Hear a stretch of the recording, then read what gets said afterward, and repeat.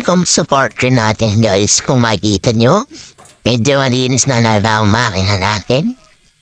Yan, winahirigan ng tatay boss na natin kung makakanda pa siya ngayon. Makikita nyo guys, yung manifold dino sira. Kaya gagawa yung tatay ito ng homemade na manifold.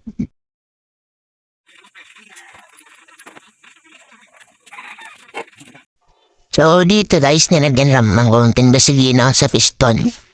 Di timnan yung gayari doon, diba? Part na to medyo sumabla yung barena. You know? Doon na siya guys. Redondo ha. Wala. Nagawa ko ng manifold na homemade na lang. Wala ang budget eh. So, abangan nyo, paanda rin natin ito.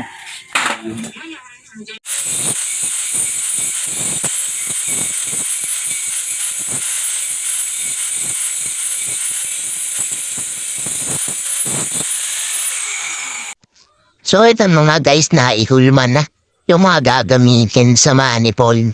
Yan. Oh yan, liwanag sa part na to. Parang kunin ni Lord. Ito pala yung carburetor ng makina na nabili ng tatay ko.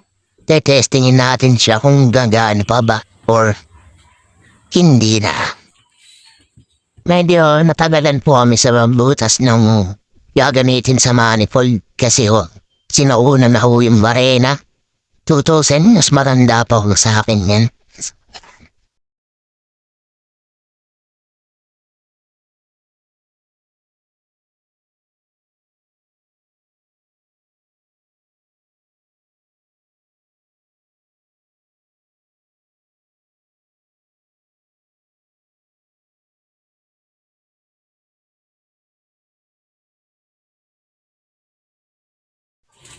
And guys, medyo matatapos na tayo sa manifold. Medyo kulin nga pala yung pagka-welding dito. Makikita niyo naman. Parate na lang, 1 to 10. So, ito na nga pala yung tapos na manifold. So, itetesting na natin siya. Kakabit na natin sa makina. Makikita natin kung gagana ba sila.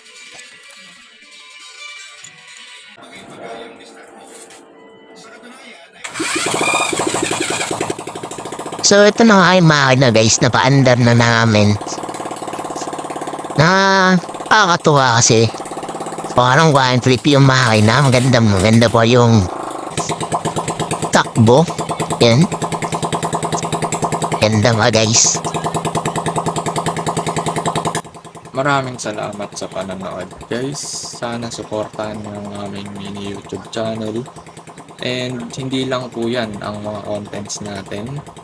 Dahil sa susunod ay ilalagay na natin siya sa batalya. Which is bobber style po yung batalya niya. So nagawa na po yun nung pandemic pa.